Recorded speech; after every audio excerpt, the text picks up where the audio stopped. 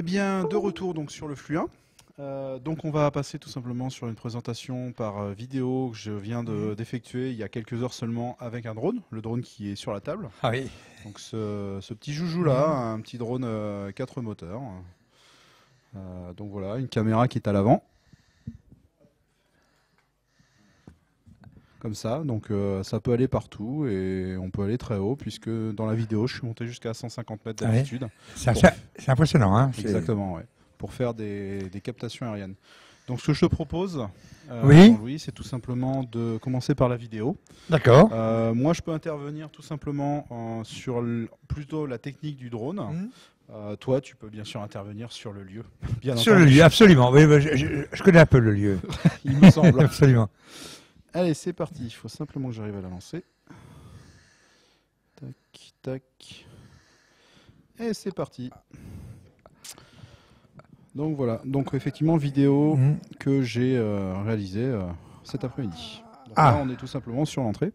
Absolument. Alors là, on attaque par la façade ouest. Vous voyez, façade ouest, l'ancien pont-levis. L'ancien pont-levis. Ah, on a... Hop, ça va vite, hein, c'est bien. Hein. Oui, j'ai été un petit peu vite là-dessus. Ça va vite. Ah voilà, ce qui reste, c'est très important, ce qui reste des arches du début du règne de François Ier. Et c'est magnifique. Il y a quelques-unes qui ont été préservées. Alors là, vous voyez, ça c'est notre échafaudage. Voilà. Alors, je suis désolé, ça va peut-être un peu te presser. J'ai été un peu rapide sur la vidéo. Non, mais c'est pas grave. Non, mais ça va aller très bien. Une deuxième fois. Voilà. Je peux mettre pause si tu veux. Non, pas du tout. Donc ça va aller. Non, là, bon, l'échafaudage provisoire, parce qu'on est toujours en travaux. On remet des pierres sans arrêt et on travaille. C'est vrai qu'on travaille souvent dans l'urgence. Hein, voilà.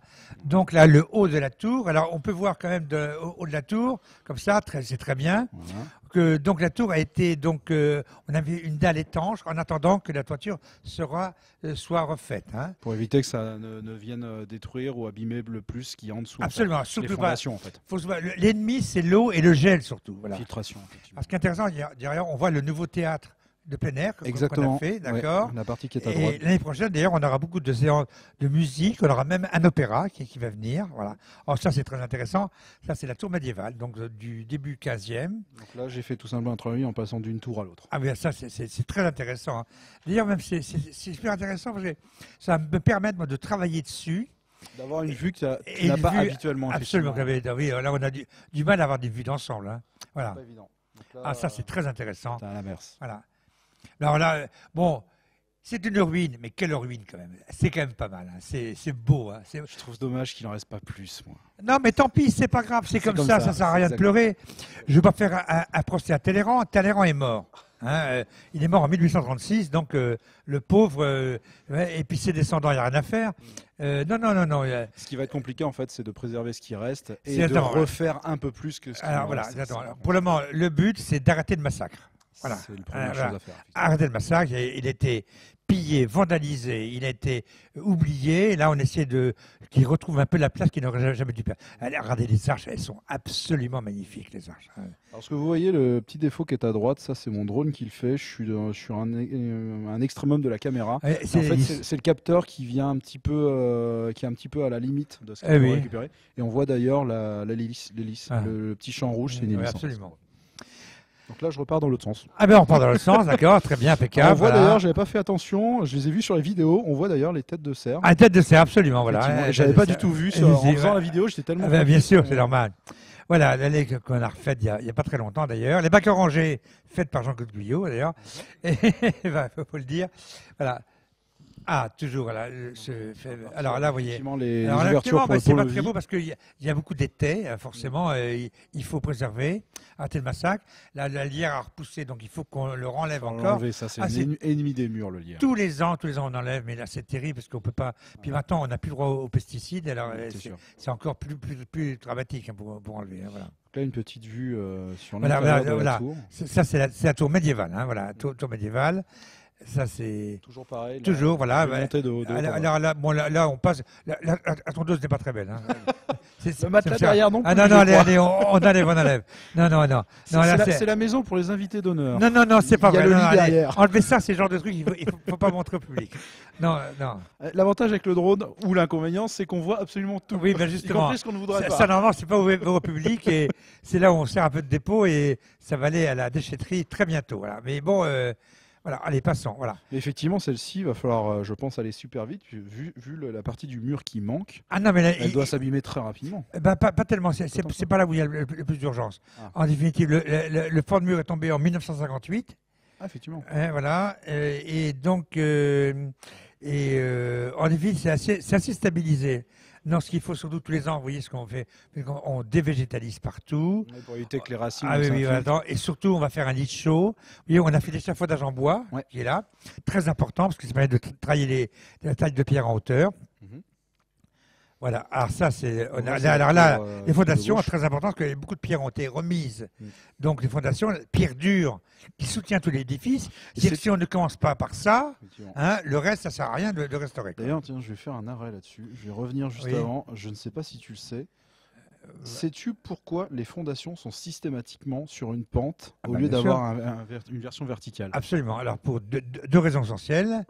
La première, c'est pour donc la consolidation, c'est mieux. Donc, plus la circonférence est grande, plus l'édifice devient solide. Et plus l'assise est grande, moins il s'enfonce éventuellement dans le sol. Et moins il s'enfonce dans le sol, exactement. Et deuxième raison, pour les boulets de canon, il ricochait beaucoup mieux en ayant donc une pente. C'est le principe qui a été repris énormément, mais en 10 fois plus grand, par le célèbre Turenne au XVIIe siècle. D'accord, dont les premiers exemples. Alors ça, ce genre de choses, ça s'est fait au XVIe siècle. Au XIIIe siècle, il n'y a pas ça. Alors si, justement. Ah, alors, et là, je pense que je vais peut-être t'apprendre quelque chose. Quel château? Ça m'intéresse. Les châteaux type philippien, donc 12e, 13e oui, siècle. Du genre château de Jourdan. Jourdan, château de Gisors. Et château de Diedlon qui est en cours de construction. Ah d'accord, ça c'est oui, bien sûr. Il est basé sur des châteaux type philippien. Absolument, voilà. Mais c'était tout à fait le début. Absolument. Et on peut dire, chaque château, j'allais le dire, Château Gaillard. Aussi, oui. Gisors. Oui. La Roche-Guyon. Je le connais pas trop celui-là. C'est les 3 grands châteaux de Philippe Auguste pour protéger donc l'Île-de-France de la Normandie, qui était toujours pareil avec son copain Richard Cœur de Lion, qui étaient très amis. Ils étaient très amis tous les deux, mais pas très bons termes de temps en temps parce qu'ils sont quand même bien tapés dessus. Voilà. Et donc, ce que je te disais, c'est que ça sert également dans l'autre sens. Par les machicoulis. Oui, absolument. Tu lèches des pierres, elles ricochent et elles partent à l'horizontale sur la salle. Ça marche dans les deux sens. Dans les deux sens, absolument. C'est le gros avantage. Alors, dans cette architecture, d'ailleurs, c'était repris à outrance, surtout, et on le voit surtout, un château absolument incroyable, je ne sais pas si vous connaissez, c'est Sals. Sals, à côté de Perpignan, qui était construit donc par Isabelle de Castille, et qui ont des pentes à 45 degrés. Et Turenne a repris le même principe, et toutes les fortifications de Turenne sont sur le même principe, sauf qu'il est encore moins bête que les autres, lui. Il a fait donc sans arrêt des arcs brisés, d'accord? Des arcs brisés, de la manière que le boulet ricochait dans tous les sens. Donc ricocher, d'accord. Et en plus, c'était beaucoup moins fragile, parce que le but de la construction, c'était de détruire par le bas, comme ça la tour s'effondrait directement. C'est ce qu'on appelle le travail de sape, quand il y avait carrément les sapeurs qui venaient démonter les blocs, et s'infiltrer ou mettre le feu à l'intérieur des murailles. Absolument. Là, une nouvelle vidéo où on est passé d'une tour à l'autre. Ah oui, absolument, toujours, la fameuse tour. Alors là, c'est un peu répétitif. Alors, il y a une chose qui est quand même très importante à savoir, c'est que le château, très longtemps, tout le monde a dit que c'était 12e, 13e et 16e. Et pas du tout. Il y a eu une petite forteresse au fin 12e, début 13e, donc il ne reste strictement rien. Et tous les vestiges médiévaux, c'est-à-dire les courtines et la tour médiévale elle-même, datent bien du début du 15e. Voilà. Et d'ailleurs, ça, je peux te dire qu'on le voit avec ce qu'on appelle les canonnières ou les meurtrières. Absolument. Alors, il n'y en a pas trop, mais on en voit. Non. Alors, attends. Il n'y en a qu'une. Non, il n'y a qu'une seule meurtrière du 15e, c'est l'Archère en croix. Sinon, tout ça, ça date du 16e. Ça, c'est 16e? Ah oui, bien sûr, c'est 16e. D'accord. Et à contre-courant. Donc là, ici, on a une canonnière. Là, au-dessus, on a un oculus, le type observé, très important. Ce qui se passait dans toute la douve. Exactement. Là, ça, c'est une arquebusière. Ici. Voilà. Et ensuite, l'arquebusière était donc excentrée, élargie vers l'extérieur. Oui. Alors que les meurtrières le sont à l'inverse. Exactement. Les archères, alors il y a plusieurs types d'archères. Il y a l'archère 12e, 13e qui est parfaitement droite et le plus fin possible. Oui.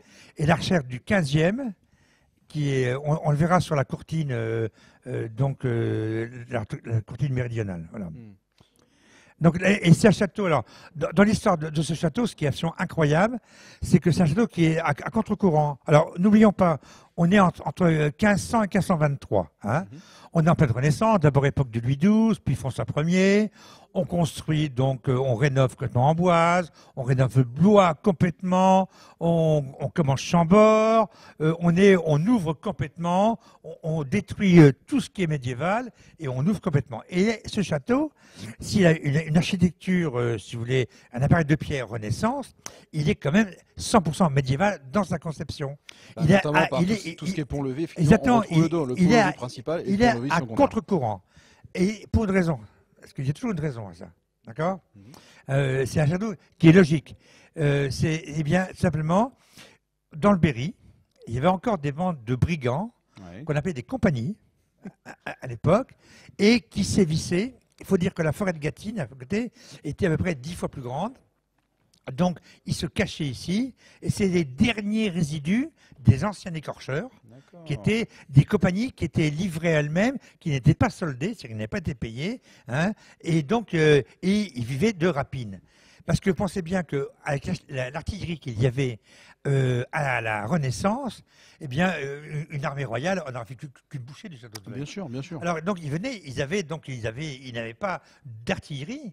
Donc c'est pour ça qu'ils pouvaient se défendre avec de l'artillerie. Hein. Mais sinon, et pendant tout cela, tous les autres châteaux étaient des châteaux qui étaient 100% Renaissance. Alors là, il est encore médiéval à l'extérieur, bien qu'il y ait un appareil de pierre très Renaissance, un appareil de pierre de taille.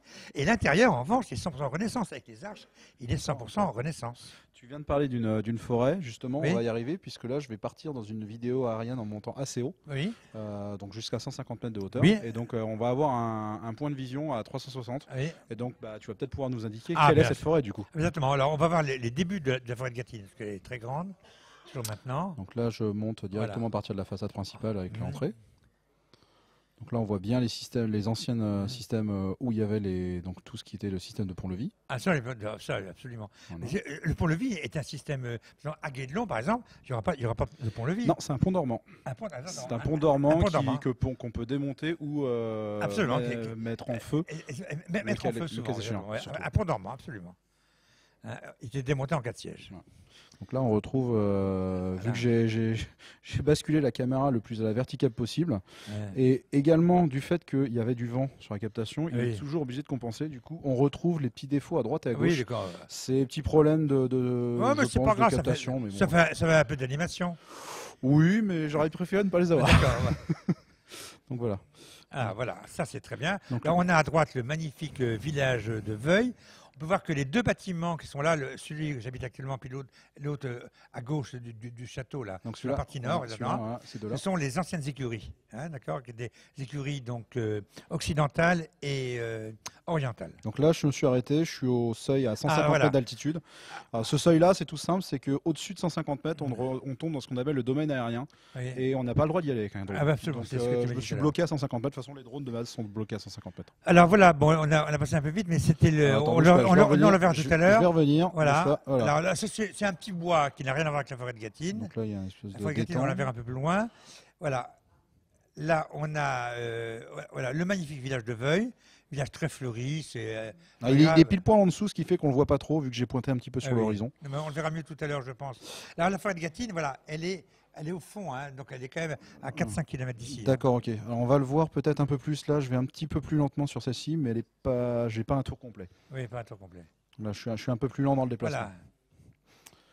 Voilà. Donc voilà. Il y a le magnifique cimetière là, mais bon, j'irai le visiter le plus tard possible.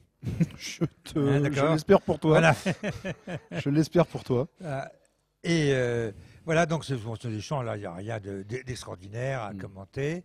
Alors la forêt de Gâtine, autrefois, voilà, elle est au fond. Hein, on voit le massif forestier complètement au fond. Par ici, là tout à fait au fond. D'accord, ok. Ok, d'accord, donc toute cette zone-là, en fait. Okay. Voilà. Alors le domaine de Veuille était énorme, hein, au XVIe, au XVIIe, XVIIIe siècle. Il y avait 30 000 arpents de terre. Ça fait donc 30 000 arpents de terre, on va dire environ 20 000 hectares. Non, moins que ça. 15 000 hectares. Oui, donc ça fait quand même une belle surface. C'est pas mal, c'est pas mal. Oui, c'est pas mal. Quand on sait qu'une commune fait 2500 hectares en moyenne, c'est pas mal. Hein, voilà. Qui dit château dit... voilà, très important. Le village de Veuille, ça je dis beaucoup parce que c'est un très joli village. Et en plus, il y a une chose à Veuille. Il y a un restaurant, le meilleur restaurant du secteur. La gastronomie française. Non, il faut le signaler. On mange remarquablement bien. Hein, et c'est un pur régal. On a une chance insolente d'avoir ça. Voilà, donc là, la salle de réception, qu'on voit bien donc sur le côté donc, occidental. Voilà. Où on se trouve actuellement. Exactement, on est dans la salle de réception, voilà. Et donc, là, un corps de logis, la maison d'habitation. Alors, la salle de réception, c'est très important à savoir, c'est une ancienne grange qui avait été faite par le comte d'Argenson, un peu sur le principe des granges d'Imières. On accumulait tous les grains. Et mon petit comte arrivait de temps en temps, quand la grange était pleine, organisait une grande vente et repartait avec les poches bien pleines d'or. Absolument. Bien entendu. Et quand on sait qu'il avait aussi 17 châteaux et propriétés sur l'équivalent de 3 départements actuellement, il n'avait absolument aucun problème de fin de mois. Au contraire des paysans qui trimaient. Et les pauvres paysans qui trimaient comme des malades. Mais ça, c'était avant. Voilà. Alors, là, très bien, très intéressant. Là, on voit bien d'ailleurs les nouveaux gradins là, du théâtre. Là, voilà. Ça va être superbe. Et là, il y a une acoustique un peu du type théâtre d'Orange, hein, devant un grand mur. Et ça, on a le village. Sur le village et on finit sur le château. Ça, c'est magnifique. Voilà. Ça, le château, ça, c'est quelque chose. Et l'enfilade, si vous voulez, l'histoire du château est indissociable avec l'histoire du village. Hein. Voilà, ça c'est très intéressant. Alors le problème, c'est qu'il n'y a pas beaucoup de terrain qui reste actuellement, il n'y a qu'un hectare. Et un hectare, je peux dire, c'est juste, hein, sauf si on veut avoir des chevaux. Mais enfin, c'est comme ça. Qui dit château, ça veut dire que d'ailleurs, à l'époque, il ne devrait pas plus y avoir du tout un seul arbre à l'horizon, en théorie. Comment ? Quand on a un château, en général, qu'il est utilisé de manière défensive, je parle vraiment au Moyen-Âge, on est censé avoir un glacis d'au moins 200 ou 300 mètres sans aucun... Absolument, je suis d'accord. Mais il y avait... autour, il n'y avait rien du tout à l'époque. Absolument, mais il y avait toujours quand même un bois, un bosquet, une forêt qui était très important parce que c'était la sortie dérobée en cas de siège. Voilà, attention. Hein. Et il n'y a que le bois qui pouvait faire ça. Alors vous savez que dans l'histoire, les fameux souterrains où on raconte n'importe quoi, on raconte que de Veuille à Valençay, tous les châteaux étaient reliés, passaient sous les rivières pour que le comte d'Argenson aille voir la duchesse de je sais pas quoi, en secret de sa femme. Ça, c'est n'importe quoi. Non, les souterrains ont existé, très courts. Et c'était des sorties dérobées, tout simplement, en cas de siège. Hein, voilà, il faut être très clair. Alors, les grandes histoires romantiques, on racontait vraiment n'importe quoi. C'est non. À Guédelon, ils l'ont reconstitué, ça. Vous avez la porte de sortie arrière, absolument, qui est une triple porte en plus. Exactement. Et ils ont également reconstitué le couvert qui donne dans le bois derrière. Ils ont absolument tout refait. Absolument, voilà. Sortie dérobée, absolument. Donc là, Guédelon, c'est extraordinaire. On en reparlera. C'est extraordinaire. Surtout. Donc là, je suis passé sur les vidéos qui ont été faites par Laurent. Oui, voilà. Et Lec. Alors là, on va pouvoir plutôt des éléments de bâti. Voilà, exactement. Hein, voilà. Sur du détail. Alors voilà, on va le revoir. Alors ici, bon, là, il n'y a rien d'extraordinaire. On est sur la façade occidentale, mais côté méridional. On a une chose intéressante, le meneau est parti, il a eu être refait au XVIIe siècle. Là. Il y a un meneau qui est encore intact, hein, voilà. Et on va voir, oui, regardez bien tous les systèmes de défense. Regardez, on les a là. Voilà. Alors, ce qui est incroyable, c'est qu'ils ont fait donc une meurtrière. On le verra tout à l'heure. Une meurtrière à la place, au milieu de l'ancienne porte d'entrée du XVe siècle. Celle qui est donc murée. Exactement, murée. Elle est murée depuis le début du XVIe. On va revenir à celle-ci. Voilà, donc celle-ci en fait. Celle-ci, voilà. Alors on voit très bien l'entrée. Voilà, ils ont mis du coup une meurtrière, effectivement. Hein, qui était donc une arbalétrière. Oui, c'est une arquebusière. Non, une arquebusière. Arquebusière. Arquebusière. Absolument. Voilà. Donc, Horizontale, mais il y avait l'arquebusière qui était ouvert sur l'extérieur, et donc l'arquebusière qui était... L'archère. Non, l'archère c'est autre chose. Bon, alors, il y a l'arquebusière qui est l'ancêtre du fusil. D'accord, voilà, oui. Hein. Il y avait donc l'arquebusière, vous faites pas fou. L'arbalétrière. Tu me fais... Il y a arquebusière, arbalètrière et archère. Voilà. Et canonnière. Et canonnière, voilà. Là, donc, c'est une... il faut bafouiller, ils sont terribles. Hein. Arquebusière, normalement. Arquebusière, donc ouvert vers l'extérieur. Donc, les arquebusières étaient ouvertes de l'intérieur. C'est large, l'arquebusière. Et il fallait donc pouvoir tourner à l'intérieur. Oui. D'accord. Arquebuse ou arbalète Arbalétrière. On est bien d'accord, arbalétrière. Donc, arquebusière, ouvert depuis l'extérieur. Puisqu'il voilà. suffit de passer l'arquebuse dans le trou et puis d'approcher sa main en fait dessus. Voilà. Arbalétrière, due à l'arc en métal, besoin de beaucoup de place. Et la canonnière, ouvert aussi vers l'extérieur. Exactement. Hein, voilà. Et donc l'archère qui est ouvert plutôt à l'intérieur en fin. Exactement. Puisqu'on a plutôt l'arc à la verticale. Alors, l'archère 13e siècle était très fin et très ouvert sur l'intérieur pour qu'on puisse tourner. Voilà. Et on a une archère, on verra, mais plus loin on verra, une archère là, mais du 15e qui était complètement différente,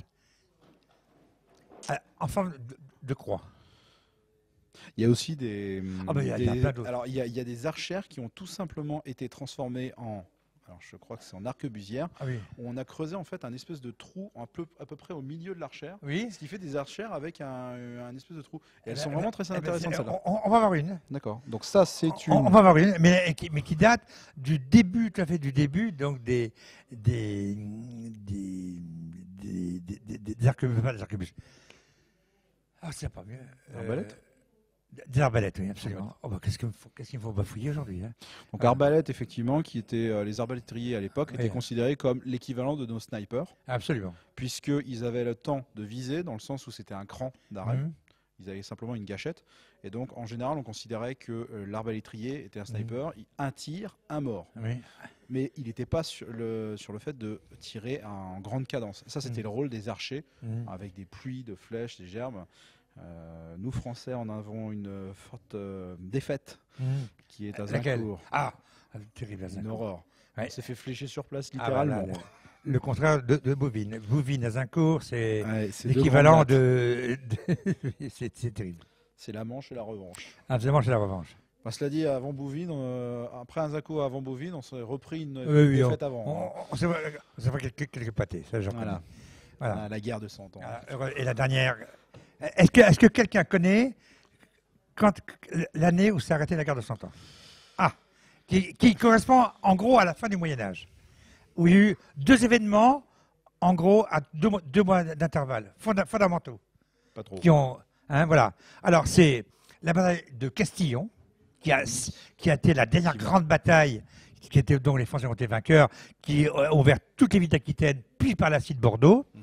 Et puis, quelques mois plus tard, il y a eu la chose incroyable que tu connais bien, mai 1453, les Turcs envahissent Constantinople. Les Turcs envahissent Constantinople. Et là, ça a été aussi un changement total. C'était un changement total, c'est peut-être pas ça qu'il fallait faire, mais c'est pas grave. C'est pas grave. Donc là, Peter Watts, c'était lui qui était pris à partie. Absolument. Et il ne dit mot.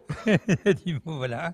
Et donc, c'est là où... C'est vrai que Peter Watts est concerné. Peter Watts a au moins 4 siècles d'existence. Absolument. Non mais... Cela dit, avec le nombre de choses qu'il a fait dans notre univers, oui, c'est à peu près ça. Il n'y a pas de souci. On se demande comment il a fait autant de choses dans sa vie.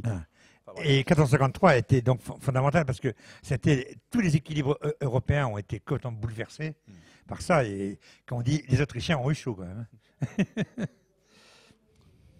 Voilà, alors toujours c'est le retour. On a notre chambre d'hôte qui est donc là-bas à l'intérieur. Vous voyez, la tour 15e, oui, elle n'est pas du tout faite comme la tour 16e. Non, elle est plus rustique, donc plus médiévale. Beaucoup plus médiévale, bien sûr. Quelque chose quand même incroyable, c'est que l'épaisseur des murs n'est pas très grande.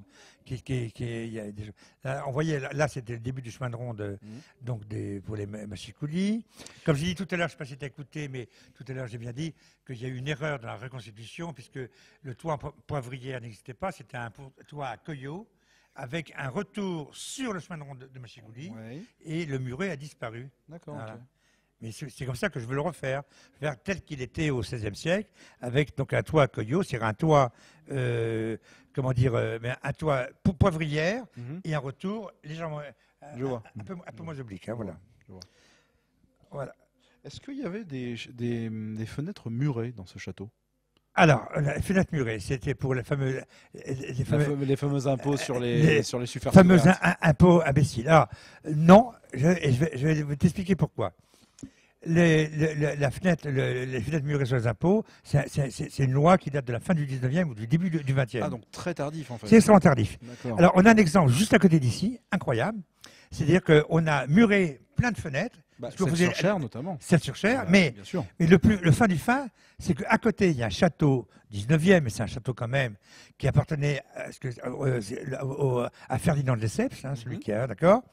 Et donc, ses successeurs, en 1920, quelque chose comme ça, enfin, ou 23, peu importe, avant la célébration de cet impôt imbécile, eh bien, a fait détruire, il avait marre de payer des impôts, donc a fait carrément casser, il a rasé son... Il y a plein de châteaux. C'était radical, du coup. C'était radical, donc il n'y a plus d'impôts. Et puis, terminé, voilà. Il s'est acheté un appartement à Paris, et puis terminé. Voilà. Et donc, du coup, on a perdu un patrimoine. Et on perd du patrimoine, et il y en a eu beaucoup comme ça, voilà. Malheureusement. Impôt imbécile, puis un jour, il y a quelqu'un un peu moins bête que les autres, qui a dit « Ah, c'est un impôt imbécile, on l'arrête ». Mais il a perduré quand même. Il a duré presque 100 ans, je crois. Ouais, effectivement. On a d'autres types d'impôts, ils ne sont pas mieux maintenant. Non, mais là. Alors, mais on va. Personne ne me dira le contraire. On ne va surtout pas. Je sais que je ne dis qu'une vérité. Non, ça va déraper. Absolument pas. Non, actuellement, on ne va pas faire de politique parce qu'on va. Je suis très mauvais à la politique, non. Moi, j'aime bien, mais on fait ça. Hors micro, hein. Pas de souci. En off, c'est comme ça qu'ils disent. En off, oui. En off. Voilà. Donc toujours, là, c'est la retour. Voilà, qu'est-ce que je peux dire encore dessus? En fait, je suis en lecture aléatoire. On l'a peut-être déjà vu celle-ci. Voilà. On passe à une autre. Voilà. Alors là, on a donc le pont-levis a été comblé, donc je pense au 19e. Donc là, c'est la porte secondaire. C'est la porte secondaire, c'est la porte piétonne et la porte cochère. La porte cochère, exactement. Ouais. Absolument. Voilà. Alors voilà, donc l'ouverture pour le balancement donc, du pont-levis. Pour le pont-levis. Une ici et deux, bien sûr, pour les voitures à chevaux. Bien entendu. Voilà. Alors, ce qu'il y a quoi dans plein de trous, il y a aussi une chose. On a l'été, on le voit surtout l'été, on a plein de petites chouettes, chouettes des frais. Ah, c'est bien ça. Ah, c'est super. C'est un pur bonheur. Le soir. Alors, petite anecdote, il y a 10 ans, on avait fait une projection, on a fait la série des 3 premiers Harry Potter sur le mur du château, un mur de 12 mètres, etc. Et il y avait une chouette effraie, les chouettes effraie n'arrêtaient pas de passer devant l'écran. la chouette blanche. Elles apportaient des messages, des lettres. Incroyable. Et les gens, mais vous avez dressé vos chouettes, c'est incroyable. Les gens étaient non, pas ce qu'elles veulent, exactement. Totalement ce qu'elles veulent. Et c'était vraiment le... Ça, c'est la même. Voilà, oui, bon, l'herbe est bien verte. Ouais. Voilà. Là, on est tout début de la cour. Voilà, début de la cour. Donc, on a perspective. Alors, on va abattre les 2 arbres qui sont à droite, hein, parce que ça cache la perspective. Ça cache un peu. Et c'est un peu dommage. Ça fait mal au cœur d'abattre des arbres. Mais oui. Là, après, ça dépend. Est-ce que ce sont des essences rares ou c'est des non, arbres communs? Il y a du hou et du bambou. Et le bambou, c'est moins grave. Le bambou, de toute façon, ça repousse en 2 secondes. Non, puis problème, surtout pas. Mais le bambou n'a rien à faire ici, quoi. Surtout, non, c'est pas très médiéval. Non, pas ici. Non, pas ici, non, pas du tout. Voilà. Non, à l'époque. Ah oui, ouais. Ah oui. Bah, ils ont des Très bien. Il y a des bestioles à nourrir comme ça. Hein. Voilà. Le trou qui est ici. Non, là, c'est un mystère. Je ne sais pas. C'est un mystère. Un mystère, je ne sais pas. Peut-être la fondation d'une ancienne poutre. Peut-être, mais non, ça ne correspond pas. Non, c'est un je ne sais pas. Je ne peux pas répondre. Alors là, arrêtez-vous, on a une chose importante qui a sauvé le château. Peut-être un peu avant. C'est la petite tige de fer qui est là. Vous voyez. Donc ça, c'est un renfort en général pour que le mur n'évite de s'écrouler, de s'écarter. C'est un chaînage. Et il n'y aurait pas ça, il y a longtemps qu'il n'y aurait pas eu de... Il y en a plusieurs en fait sur toute la façade. Il y en a plusieurs. Et l'arche qui est un peu tombée derrière, c'est parce qu'il n'y avait pas mis de chaînage sur le pilier. On va repasser en mode non aléatoire. On va peut-être avoir des vidéos de l'arrière. Là, on est toujours à l'avant. Voilà, ça c'est la belle fenêtre à meneaux. C'est la croisée de pierre qui avait, comme je sais pas, c'était tout à l'heure quand j'ai dit, c'était les fenêtres à meneaux étaient avant tout, c'était pas du tout décoratif, c'était purement utilitaire. On faisait 4 fenêtres en une qui évitaient au linteau supérieur de s'effondrer, puisqu'on n'a pas de technique de chaînage de pierre qu'on a vu après au XVIIe siècle. Est-ce qu'on a des vidéos de l'arrière? Non, mais sinon, sinon, je peux reprendre la vidéo du drone, puisque j'ai. Alors là, on est plutôt encore à l'avant. Voilà. Alors. Bon, je vais revenir. Hop. Non, mais voilà, c'est pas très grave. On le verra peut-être tout à l'heure. Ouais. Toujours est-il que. Je vais juste relancer ma vidéo parce que du coup, on les voit en fait sur la vidéo arrière. Il n'y a pas de souci. Voilà. Voilà. Hop, on revient à toi. Voilà. Ah oui. Voilà. Donc, en fait, d'abord, au fond, il y a une pilasse qui est légèrement penchée. Voilà, ça, on va le voir. Il suffit que j'avance un petit peu. Voilà. Au fond, la dernière au fond bien droit. est légèrement penchée. Oh, il y a même les. En fait, on voit celle-ci qui est littéralement bouffée. Du faux est bouffé. Voilà. Et donc c'est bouffé. On se demande comment ça tient encore d'ailleurs. Ah bah oui, justement. Alors là, c'est là, encore travail d'urgence.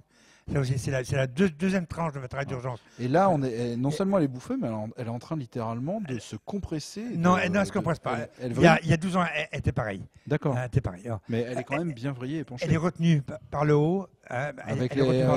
Mais comme c'est la seule arche où il n'y a pas eu de chaînage. Vous voyez, c'est pour vous dire. D'accord, effectivement. Pour te dire. Celle-ci, si ça continue.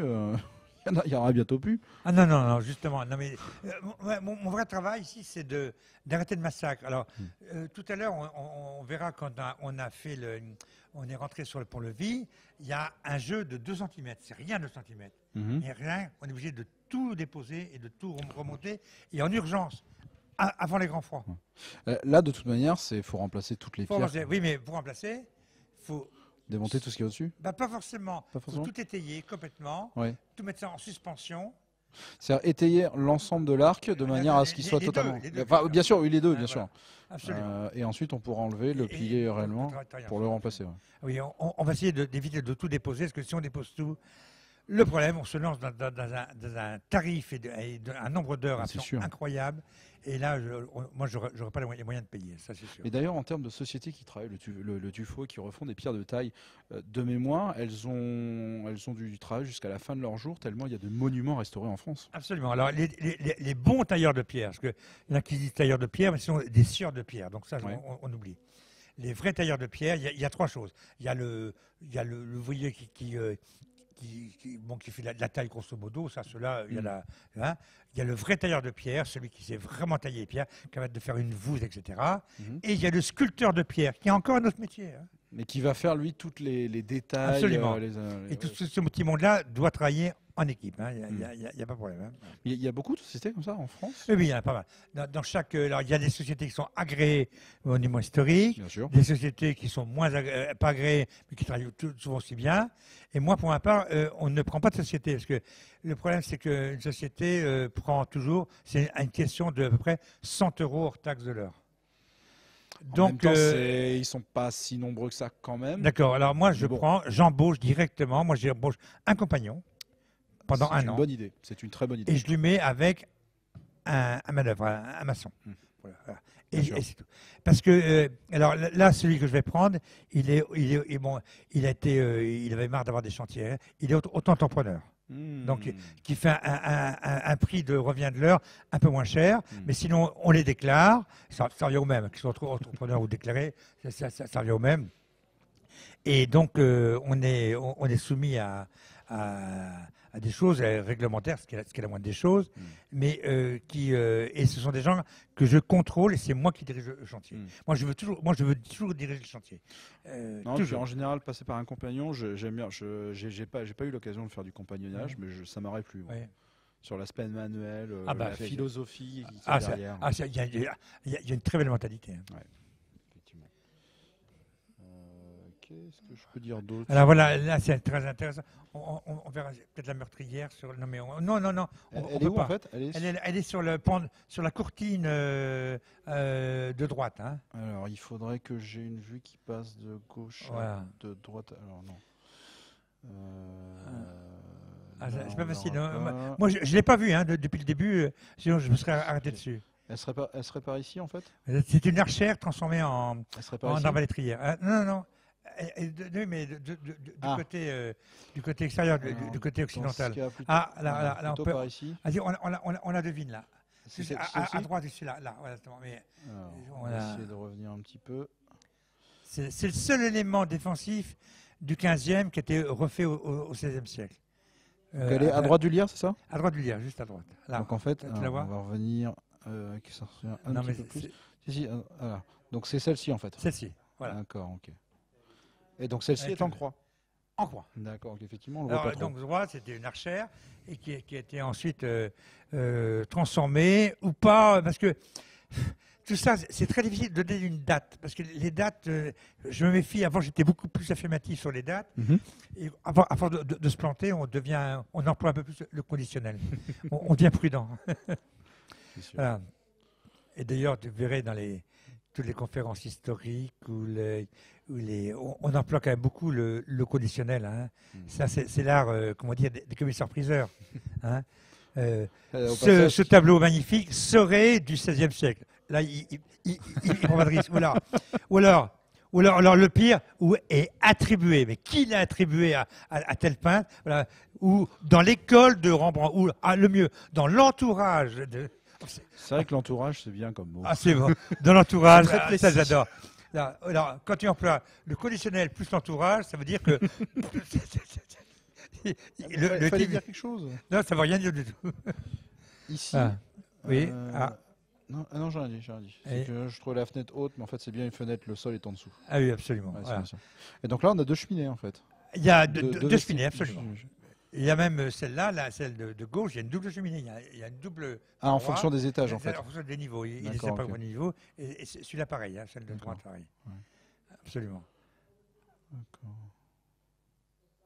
Là, on voit très bien. Alors là, on voit très bien les machicoulis. Oui, effectivement, les créneaux. Voilà, ce qu'on appelle les créneaux vulgairement. Ah non, les créneaux, c'est autre chose. Oui, mais ce que les gens ont tendance à appeler les créneaux, dès qu'ils voient quelque chose qui ressemble à un machicouli, alors c'est quand on dit, parce que les créneaux, c'est crénelé. Il y a les créneaux, les machicoulis, les moellons, il y a plusieurs termes. Mais dans les défenses, les premiers machicoulis ont été faits avec des pans de bois qu'on appelait des ours. Oui, des ours, exactement. Voilà. Qui, en plus, pouvaient être déplaçables pour avoir des modules, en fait. Qui étaient démontables, simplement. Exactement. Un siège, et hop, on construisait des ours. Et on avait exactement la même chose au sol quand on était assaillant. Oui, ça démantelait, en fait. Absolument. Sur des petits trous. Et même le bois, à l'époque, il n'y avait pas d'artillerie. Et le bois arrêtait les flèches. Bien sûr. Alors que dès qu'il y a eu les canons, évidemment, c'était. Mais le canon, on est déjà au XVe siècle. Ah, on est 15e, c'est sûr. Ce que tu ne sais pas, c'est que je suis un grand passionné des armes de guerre. Ah, bah ça, c'est bien. Donc, vraiment, les grosses armes de guerre. Ça se voit, c'est très bien. Et j'ai déjà construit une catapulte. Alors là, c'est gréco-romain pour le coup, mais j'aime effectivement tout ce qui est médiéval, donc ce qui est pierrière, bricole, mangonneau, trébuchet. Peut-être un jour un trébuchet, mais c'est pas la même taille, il faut pouvoir le stocker. Ah oui, bah, tu viens le faire ici, tu le stockes ici. J'ai déjà trois propositions pour stocker quelque chose si jamais je suis motivé pour le fabriquer. C'est bon. Mais pourquoi pas c'est lui il y a deux châteaux en France, où il y a beaucoup. Les châteaux de Castelnau en Dordogne. Et Tifauge, bien sûr. Tifauge, c'est quelque chose. Hein. C'est un conservatoire de machines de guerre. Ah, c'est incroyable, c'est un Tifauge. Ils ont tout, y compris les bouches à feu, c'est incroyable. Et Tifauge, c'était le château de. Je sais jamais. Oh. Alors moi je suis très bon sur tout ce qui est technique, mais alors c'est ce qui est historique. Château de Gilles de Ré. Ah oui. Gilles de Ré, le célèbre Gilles de Ré, le tristement célèbre, dont on peut dire, on ne sait absolument pas si sa condamnation a été une cabale ou si c'était vrai. Parce que actuellement à la Sorbonne, on revient complètement sur la personnalité parce qu'il était quand opposant. Au début, il était avec Jeanne d'Arc au départ. Hein. Il était quand même opposant à Charles VII. Hein. Et donc, on ne sait plus maintenant si c'était vraiment le pédophile, il montre qu'il brûlait les enfants, etc. après, ou c'était toute une mise en scène macabre pour le faire condamner. Pour faire un jeu de mots, c'est ce qu'on appelle les mystères de Gilles Doré. Ah ouais, les mystères de Gilles Doré, absolument. Ceux qui connaissent ce terme comprendront pourquoi je dis que c'est un jeu de mots. Ce que je te propose, c'est si tu as un mot de fin, un mot de conclusion sur je ne sais quoi, le château. Ah ben il n'y a pas de problème. Alors moi, voilà, je m'appelle Jean-Claude Billot. Je reçois aujourd'hui toute l'équipe. Pourquoi je t'appelle Jean-Louis? C'est Jean-Claude. Je t'appelle Jean-Louis depuis le début et tu m'as rien dit. Mais c'est pas grave, c'est pas grave. Voilà, moi ça me fait plaisir d'en parler. J'aime bien parler, en plus ça tombe très bien. Nous aussi. Mais j'aime surtout agir. Et je ne suis pas tout seul, il y en a plein comme ça. Il y a mes frères, et je rends hommage aussi, dont celui qui a fait Guédelon, là, et les autres.